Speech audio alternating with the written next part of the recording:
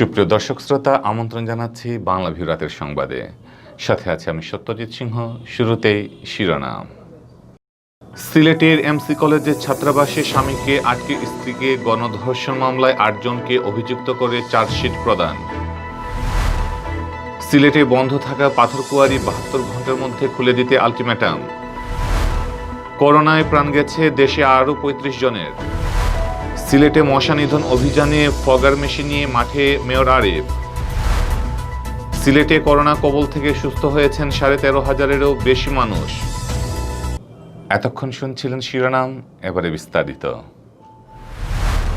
সিলেটের এমসি কলেজের ছাত্রাবাসে জোরপূর্বক তুলে নিয়ে স্বামীকে আটকে রেখে স্ত্রীকে গণধর্ষণ মামলায় ৮ জনকে অভিযুক্ত করে চার্জশিটে দাখিল করেছে পুলিশ। বৃহস্পতিবার সিলেটের মুখ্য মহানগর হাকিম মোহাম্মদ আবুল কাশেমের আদালতে চার্জশিটে দেন মামলার তদন্ত কর্মকর্তা শাহপরান থানার পরিদর্শক তদন্ত ইন্দ্রনীল ভট্টাচার্য। এদিকে ধর্ষণের শিকার তরুণীর স্বর্ণালংকার ও টাকা ছিনিয়ে নেওয়া এবং স্বামীকে মারধরের ঘটনায় মামলার চার্জশিটে একই আসামিদের অভিযুক্ত করা হয়েছে। এছাড়া অস্ত্র আইনের একটি মামলার চার্জশিটে অভিযুক্ত করা হয়েছে ২ জনকে। আসামিদের প্রত্যেকেই কারাগারে রয়েছেন। আদালতের সূত্রে জানা গেছে, এমসি কলেজের ছাত্রাবাসে গণধর্ষণে সরাসরি জড়িত থাকার অভিযোগে চার্জশিটে ৬ জনকে অভিযুক্ত করা হয়েছে। এরা হলেন সাইফুর রহমান, শাহ মোহাম্মদ মাহবুবুর রহমান রনি, তারেকুল ইসলাম তারেক, অর্জুন লস্কর, আইনউদ্দিন ওরফে আইনুল ও মিসবাউল ইসলাম রাজন। ধর্ষণে সহযোগিতায় অভিযুক্ত হয়েছেন মাহফুজুর রহমান মাসুম ও রবিউল ইসলাম। এসব অভিযুক্ত প্রত্যেকেই ছাত্রলীগের রাজনীতির সাথে জড়িত ছিলেন। গেল ২৫শে সেপ্টেম্বর রাতে এমসি ছাত্রাবাসে গণধর্ষণের ঘটনার সময় ভিকটিমের স্বামীকে মারধর করা হয়। ভিকটিমের স্বর্ণের চেইন ও কানের দুল এবং ২,০০০ টাকা ছিনিয়ে নেয় অভিযুক্তরা। এ ঘটনায় পৃথক একটি মামলায় উপরোক্ত ৮ জনকে অভিযুক্ত করে চার্জশিট প্রদান করেছে পুলিশ।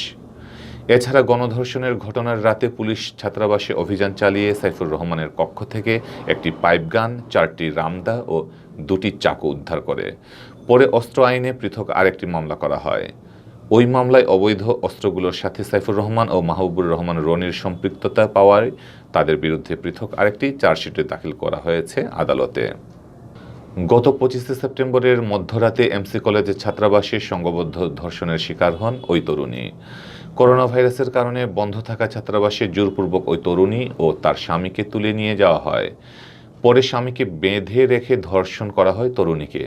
ওই রাতেই তরুণীর স্বামী বাদী হয়ে ৬ জনের নামোল্লেখ ও অজ্ঞাত ৩-৪ জনকে আসামি করে নগরীর শাহপরান থানায় মামলা করেন। এ নিয়ে সংবাদ প্রকাশের পর দেশজুড়ে তীব্র প্রতিবাদ গড়ে ওঠে। পরে ধর্ষণ বিরোধী আইন সংশোধন করে মৃত্যুদণ্ডের বিধান অভিযুক্ত করে সরকার। পরে ধর্ষণ বিরোধী আইন সংশোধন করে মৃত্যুদণ্ডের বিধান সংযুক্ত করে সরকার। মামলার পর ওই ৮ আসামিকে গ্রেফতার করা হয়। গ্রেফতারকৃতদের ডিএনএ নমুনা সংগ্রহ করে পরীক্ষার জন্য ঢাকায় পাঠায় পুলিশ। পরীক্ষা শেষে গত রোববার প্রতিবেদন এসে পৌঁছায় সিলেটে। এদিকে গ্রেফতার আসামিদের প্রত্যেককে পর্যায়ক্রমে ৫ দিন করে রিমান্ডে নিয়ে জিজ্ঞাসাবাদ করে পুলিশ। তন্মধ্যে সাইফুর, তারেক, রনি ও অর্জুন ধর্ষণের কথা স্বীকার করেন। ধর্ষণে সহায়তার কথা স্বীকার করেন রবিউল ও মাহফুজুর। অন্য ২ জনও জবানবন্দি দেন আদালতে। ধর্ষণের শিকার তরুণীকে ওসমানী মেডিকেল কলেজ হাসপাতালের ওসিসিতে ৩ দিন চিকিৎসা দেওয়া হয়। আমি দৃঢ়ভাবে বিশ্বাস করি যে আমরা এই মামলাটার পিছনে আমাদের শ্রম, মেধা এবং আমরা চেয়েছি সব ধরনের সাক্ষ্য এখানে রাখতে। ফরেনসিক এভিডেন্স আপনি দেখেন, এখানে ফরেনসিক এভিডেন্স আছে, এখানে মেডিকেল রিপোর্ট রয়েছে, এখানে রয়েছে প্রত্যক্ষ সাক্ষী রয়েছে, এখানে বস্তুগত সাক্ষী রয়েছে, এখানে পারিপার্শ্বিক সাক্ষ্য রয়েছে। সার্বিক বিবেচনায় আমরা কোনো সাইড এই মামলার আমরা বাকি রাখি নাই। সঙ্গত কারণে আমি দৃঢ়ভাবে বিশ্বাস করি যে বিজ্ঞ আদালত এই মামলাটি একটা ভালো রেজাল্ট দেবে, আশা করি, আমরা আশাবাদী। সিলেটে দীর্ঘদিন ধরে বন্ধ থাকা পাথরকুয়ারি ৭২ ঘন্টার মধ্যে খুলে দিতে আলটিমেটাম এসেছে পাথর সংশ্লিষ্ট ব্যবসায়ী শ্রমিক ঐক্য পরিষদের পক্ষ থেকে। বৃহস্পতিবার তারা সিলেটের কেন্দ্রীয় শহীদ মিনারের সামনে বিশাল মানববন্ধন করে এই আলটিমেটাম ঘোষণা করেন। এ সময়ের মধ্যে পাথরকুয়ারির বিষয়ে ইতিবাচক সিদ্ধান্ত না নিলে কঠোর কর্মসূচি হুঁশিয়ারি দিয়েছেন তারা। অবৈধ বোমা মেশিন দিয়ে সিলেটের জাফলং ও ভোলাগঞ্জ পাথরকুয়ারি থেকে পাথর উত্তোলন করা হয়। এতে পরিবেশের ক্ষতি হয় বলে দাবি সংশ্লিষ্টদের। পরিবেশের ধ্বংস ঠেকাতে গেল প্রায় 1 বছর ধরে কোয়ারি থেকে পাথর উত্তোলন বন্ধ করে দিয়েছে প্রশাসন। ফলে হাজার হাজার পাথর শ্রমিক এখন চরম বিপাকে দিন যাপন করছেন। পাথর উত্তোলনের কাজেই পুরো পরিবার নির্ভরশীল হওয়ায় শ্রমিকদের মধ্যে এখন হাহাকার চলছে। অন্যদিকে যারা পাথরের ব্যবসা করেন তারাও ক্ষতিগ্রস্ত হচ্ছেন। এরই প্রেক্ষিতে পাথর সংশ্লিষ্ট ব্যবসায়ী শ্রমিকরা আন্দোলনে নামছেন। বৃহস্পতিবার বৃহত্তর সিলেটে পাথর সংশ্লিষ্ট ব্যবসায়ী শ্রমিক ঐক্য পরিষদের আহ্বায়ক আব্দুল জলিলের সভাপতিত্বে মানববন্ধন ও সংক্ষিপ্ত সমাবেশে বক্তব্য রাখেন সিলেট বিভাগীয় ট্রাক মালিক ঐক্য পরিষদ ও সিলেট জেলা ট্রাক মালিক গ্রুপের সভাপতি গুলাম হাদি সৈফুল, জেলা ট্রাক শ্রমিক ইউনিয়নের সভাপতি আবু সরকার, ছাতক পাথর ব্যবসায়ী সমিতির সাবেক সাধারণ সম্পাদক Abdul Haiz Azad, airport stone crusher মালিক সমিতির সভাপতি নাসির উদ্দিন, জাফলং স্টোন ক্রাশার মালিক সমিতির সভাপতি বাবলু বক্ত, সাধারণ সম্পাদক ইলিয়াস উদ্দিন লিপু, কোম্পানীগঞ্জ উপজেলা পাথর ব্যবসায়ী সমিতির সাধারণ সম্পাদক আবুল হোসেন প্রমুখ। মানববন্ধন শেষে মিছিল সহকারে জেলা প্রশাসকের কাছে 72 ঘন্টার আলটিমেটাম সম্বলিত স্মারকলিপি প্রদান করা হয়। আমরা বিভিন্ন ব্যাংক থেকে এই জনগণের টাকায় ঋণ হিসাবে নিয়েছিলাম ব্যবসা করার জন্য। আমাদের র মেটেরিয়াল ছিল কি পাথর। হঠাৎ করে পূর্ব কোনো নোটিশ ছাড়াই আমাদের কোয়ারিগুলা, আমাদের র মেটেরিয়ালস গুলা বন্ধ করে দেওয়া হলো। এই র মেটেরিয়ালস গুলা বন্ধ করে দেওয়ার কারণে আমাদের পাথর ইন্ডাস্ট্রিগুলা, টাচিং ইন্ডাস্ট্রিগুলা বন্ধ হয়ে যায়। দেশে করোনা ভাইরাসে আক্রান্ত হয়ে একদিনে আরও 35 জনের মৃত্যু হয়েছে। একই সময়ে নতুন রোগী শনাক্ত হয়েছেন আরও 2316 জন। বৃহস্পতিবার বিকালে সংবাদ মাধ্যমে বিজ্ঞপ্তি পাঠিয়ে স্বাস্থ্য অধিদপ্তরের পক্ষ থেকে দেশে করোনা পরিস্থিতির এই সবশেষ তথ্য জানানো হয়। স্বাস্থ্য অধিদপ্তর জানায়, বৃহস্পতিবার সকাল 8টা পর্যন্ত আগের 24 ঘন্টায় সারা দেশে 118টি ল্যাবে 16,860টি নমুনা পরীক্ষা করা হয়। এতে 2316 জন রোগী শনাক্ত হন। 24 ঘন্টায় নমুনা পরীক্ষার বিবেচনায় শনাক্তের হার 13.78%।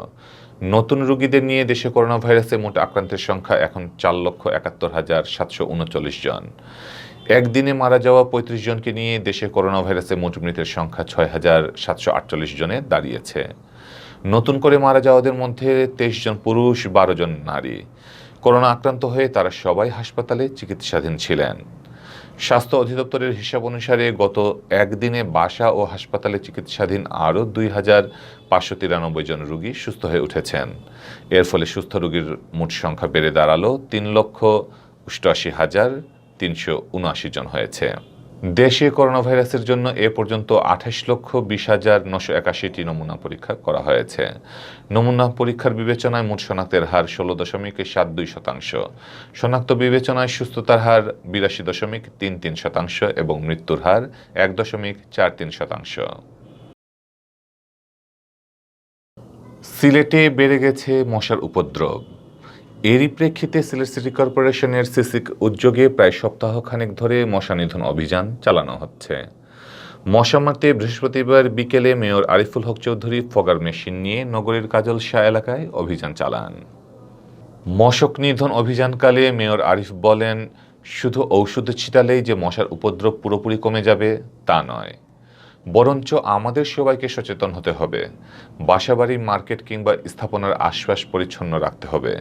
বিশেষ করে ড্রেন ও ছড়ায় ময়লা আবর্জনা ফেলা যাবে না। নির্দিষ্ট স্থানে ময়লা আবর্জনা ফেলতে হবে।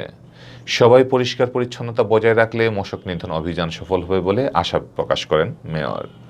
মশক নিধন অভিযান প্রসঙ্গে সিসিকের প্রধান স্বাস্থ্য কর্মকর্তা ডাক্তার মোহাম্মদ জাহিদুল ইসলাম জানান, নগরের প্রতিটি ওয়ার্ডে মশক নিধন অভিযানে ফগার মেশিন দ্বারা অ্যাডাল্টিসাইড এবং লার্ভিসাইড স্প্রে করা হচ্ছে।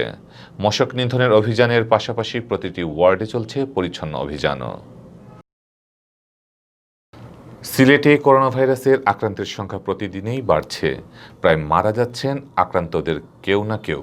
কিন্তু এর মধ্যে আশার খবর হচ্ছে প্রতিদিন সুস্থ হওয়ার মানুষের সংখ্যাও বাড়ছে। করোনার ছবল থেকে এ পর্যন্ত সুস্থ হয়ে উঠেছেন 13,500-এরও বেশি মানুষ।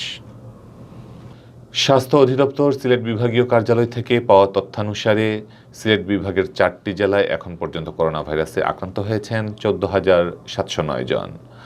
এর মধ্যে সিলেট জেলার ৮,৫০৯ জন, সুনামগঞ্জের ২,৪৭০ জন, মৌলভীবাজারের ১,৮৩৫ জন এবং হবিগঞ্জের ১,৮৯৫ জন রয়েছেন।